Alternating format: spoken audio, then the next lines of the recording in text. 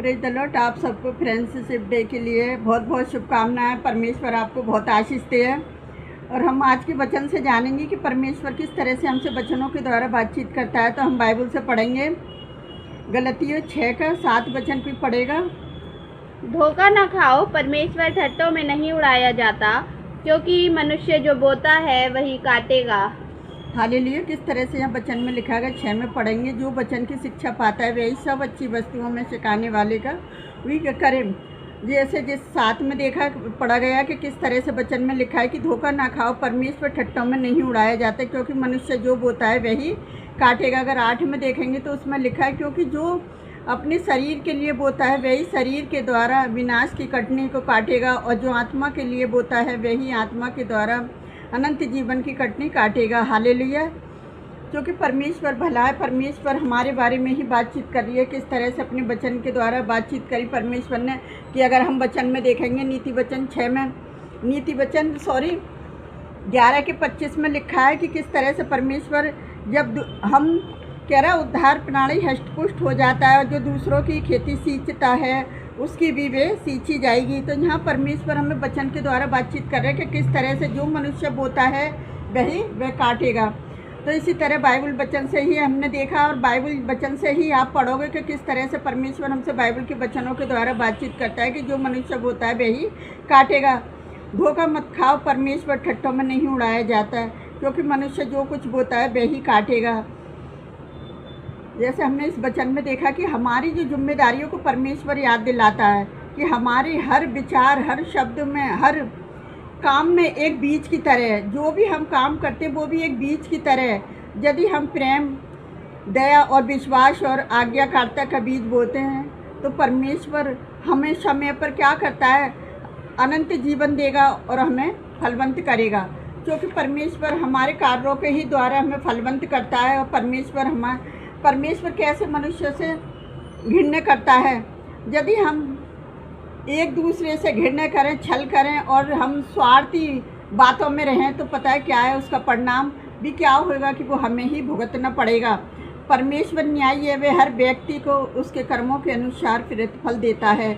इसलिए हमें आज निर्णय लेना है कि हमने कौन सा बीज बोना है। अच्छा बीज बोना है या हमें बुराई का बीज बोना है। अगर हमारे जीवन में परमेश्वर की महिमा करेंगे तो किस तरह से परमेश्वर की जब हम महिमा करेंगे सच्चे हृदय से, पूरे तन मन से, बुद्धि के साथ, जब हम परमेश्वर की महिमा करते हैं दूसरों के लिए, जब भी परमेश्वर क्या करता है हमें आशीष का कारण बनेंगे। और जिस तरह से हम परमेश्वर से प्रार्थना करें कि प्रभु मेरी सहायता करके मैं हर दिन ऐसे कार्य करूं जो आपको मैं प्रसन्न कर सकूं, और मुझे ऐसा प्रेम और विश्वास और पवित्रताई का बीज बोने की सामर्थ्य दे। तो जब हम परमेश्वर से ऐसी प्रार्थना करते हैं तो परमेश्वर क्या करता है, वो सामर्थ्य परमेश्वर है, वो हमारी सहायता, हमारी मदद करता है, वो हमें हष्टपुष्ट कर देता है। जब हम दूसरों की खेती सींचते हैं तो परमेश्वर हमारी खेती कैसे सींचता है वो परमेश्वर जानता है। वो हमारे कर्मों के फल किस तरह से देता है। तो मैं अपने परमेश्वर का धन्यवाद करती हूँ सुंदर वचन के लिए। तो किस तरह से मैं अभी एक गवाही बताना चाहती हूँ कि किस तरह से लोग परमेश्वर को धोखा देते हैं। कि कुछ लोग हैं पता है कहते रहते हैं तुम धर्मांतरण करते हो, धर्म परिवर्तन करते हो, और कई लोगों के मुंह में सुन सकी हूँ। तो ऐसी मेरी एक भाई से बात हुई थी तो वो पता है क्या कह रहा था कि पंजाब के पास्टरों के बारे में बुराई करने लगी है और कह रहा देखो आंटी वहाँ पे क्या होता है कि वहाँ पे कहते हैं अंधा देखने लगा, लंगड़ा चलने लगा। और मैंने कि ओ भाई चुप हो, तू मैंने कि ऐसे क्यों बोल रहा है। तो कह रहा आप भी तो काम करते हो, आप तो ऐसा नहीं करते। तो मैंने कि मैं भी करती हूँ, ऐसा नहीं है कि मैं कहा कि मैं तो सड़कों पे करती फिरूँ, मैं भी करती हूँ ऐसा। जब हम काम करते हैं ना तो परमेश्वर हमें अपने चुन के नज़दीक लेके आता है। वो चुने हुए लोग हैं, तो ऐसा उनके बारे में नहीं बोल, क्योंकि अगर वो गलत है तो कह रहे वो गलत है सारे। मैंने कि तू सबको गलत क्यों बोल सकता है। मैंने कि कोई भी गलत नहीं है। जो परमेश्वर अगर वो गलत करेंगे तो उनका लेखा उससे लेगा, और जो तू गलत करेगा तो जो लेखा तेरी गलती का लेखा परमेश्वर तुझसे लेगा। तो कह रहा अच्छा, बोला कैसे लेगा। मैंने कि चल मैं एक गवाही बताती तुझे, और मैंने जो गवाहियाँ देखी है मैं उन गवाहियों के द्वारा आपको बताती हूँ। तो जब मैंने उस भाई को बताई कि देख हमसे भी लोग बहुत लड़ते हैं, और जब परमेश्वर उन्हें दंड दे रहा था तो पता है क्या है कि हमसे देखा नहीं जा रहा, हमने उस जगह को छोड़ना पसंद करा।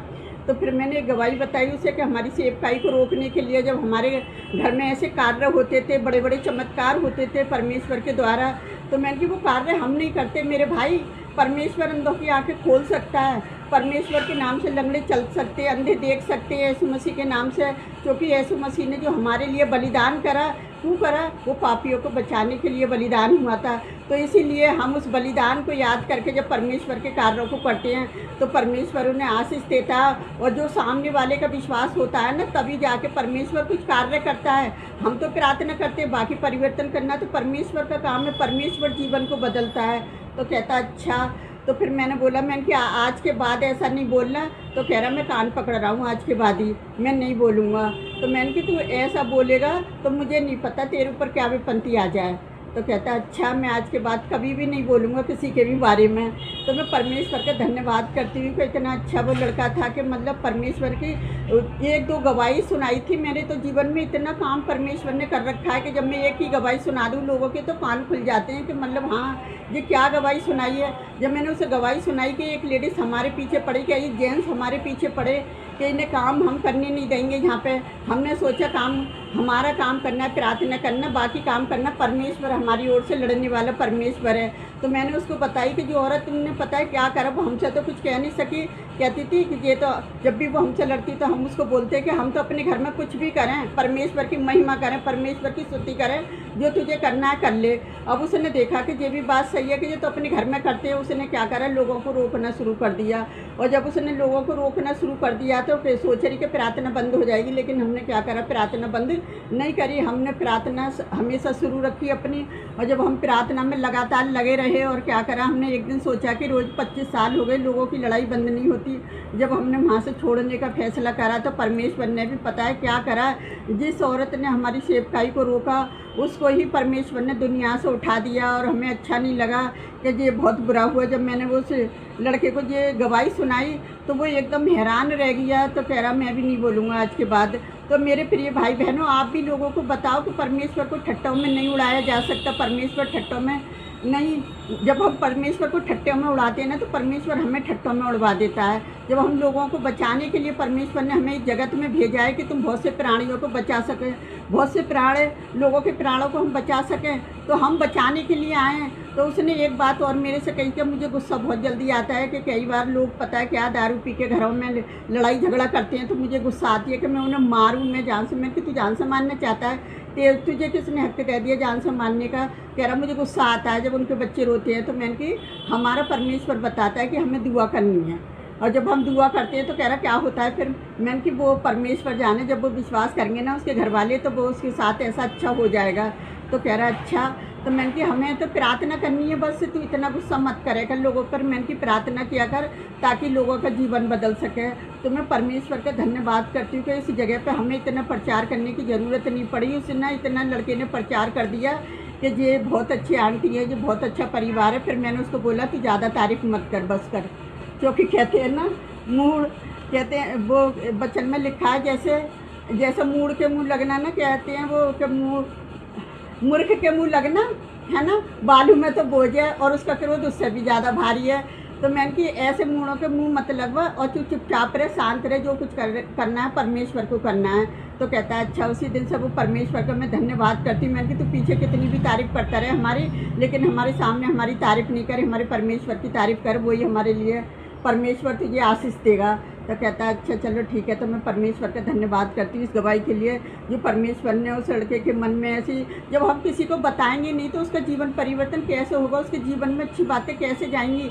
और जब मैंने उसे बताई तो उसे अच्छा लगा, तो मैं परमेश्वर का धन्यवाद करती। तो मेरे प्रिय भाई बहनों, अगर आपको भी अपने पाड़ पड़ोस में किसी को बचाना है तो आप उन्हें गवाही दो, उन्हें गवाहियों के द्वारा समझाओ कि परमेश्वर ठट्टों में नहीं उड़ाया जाता, परमेश्वर किसी का धर्म परिवर्तन नहीं करता, क्योंकि वो जीवन परिवर्तन करने वाला परमेश्वर है। वो चौका वो सारी जाति धर्म का परमेश्वर है, वो सबको चाहता है, वो सबको प्यार करता है, वो किसी भी जाति धर्म में से क्यों ना हो। तो मैं अपने परमेश्वर का धन्यवाद करती हूँ सुंदर वचन के लिए। तो आइए हम आप सबके लिए प्रार्थना करते हैं। हालेलुया। धन्यवाद करते राजाओं के राजा, प्रभुओं के प्रभु, आप महान है राजा, आप स्तुति के योग्य हैं प्यारे पिता परमेश्वर। मैं आपसे विनती करती प्यारे पिता परमेश्वर, इस वचन के द्वारा जो लोग ठट्टे में उड़ाते हैं प्यारे जो वह परमेश्वर, उनके जीवनों में भी आप परिवर्तन करें प्यारे पिता परमेश्वर। जितने लोग शताब को सह रहे हैं प्यारे पिता परमेश्वर, उनको भी हिम्मत और ताकत दे प्यारे पिता परमेश्वर, ताकि जो गवाहियाँ आपने उनके जीवन में करी हैं पिता, वो गवाहियों के द्वारा लोगों के जीवन बदल जाएँ प्यारे जो वह परमेश्वर। जब गवाहियाँ होती हैं तो पिता स्वर्ग में बड़ा आनंद होता है मेरे जो परमेश्वर की। जो गवाही मैंने जब उसी बेटे के मन में डाली प्यारे पिता परमेश्वर को, उसको एहसास हुआ सच में परमेश्वर को ठट्टों में नहीं उड़ाया जा सकता। तो पिता उसे भी बड़ी आशीष बड़ी बरकत देना प्यारे पिता परमेश्वर। मैं आपसे विनती करती हूँ, यानी कितने लोग हैं जो आपके वचनों को, आपके लोगों को ठट्टे में उड़ाते हैं प्यारे पिता परमेश्वर, आप उनके भी जीवनों को बदलना प्यारे पिता परमेश्वर, ताकि हमारा वचन वो ना व्यर्थ न जाए। यीशु मसीह की सूली की मौत व्यर्थ न जाए, यीशु मसीह के कोड़े खाना व्यर्थ न जाए, उसकी पसली में जो भाला छेदा गया था प्यारे पिता परमेश्वर, वो व्यर्थ न जाए। तीसरे दिन मुर्दों में से जी उठना एक आशीष बन जाए लोगों के लिए प्यारे पिता परमेश्वर। जितने लोग एक दूसरे के लिए प्रार्थना करते हैं, आप उनकी प्रार्थनाओं को सुनना और कबूल करना प्यारे पिता परमेश्वर। जन कितने माता पिता हैं जो अपने बच्चों के जीवन साथी के लिए प्रार्थनाएं करते हैं पिता। जन कितने लोग हैं आज बीमार हैं घर में प्यारे पिता परमेश्वर, जो हमारी वीडियो से जुड़े हुए लोग हैं पिता, उनको भी बड़ी आशीष बड़ी बरकत देना प्यारे पिता परमेश्वर। और मैं उन सबके लिए भी प्रार्थना करती हूँ, आपके दास दासियों के लिए भी प्रार्थना करती हूँ प्यारे पिता परमेश्वर। सबको बड़ी आशीष देना और हर बुराई से उन्हें बच्चा संभाल कर रखना पिता, कि हमारी प्रार्थनाएं करना व्यर्थ न जाए मेरे यीशु राजा के नाम से पिता। मैं आपसे विनती करती मेरे जो परमेश्वर, जो वचन बोलना व्यर्थ न जाए, लोगों के जीवनों में एक आशीष बन जाए, जो गवाही एक आशीष बन जाए मेरे पिता परमेश्वर में। और आपसे क्या मांगूँ पिता, आप तो हमारे मांगने से पहले जानते हैं, आपने हमारी छोटी सी प्रार्थना को सुना और कबूल किया, उसके लिए मैं धन्यवाद करती पिता। मैं सारा आदर महिमा आपको देती हूँ, हर बुराई को आपकी सूली तरह बांधती पिता। मैं जो भी मांगती हूँ आपके प्यारे बेटे यीशु मसीह के नाम से मांगते हैं, आमीन। प्रभु आप सबको बहुत से आशीष दे।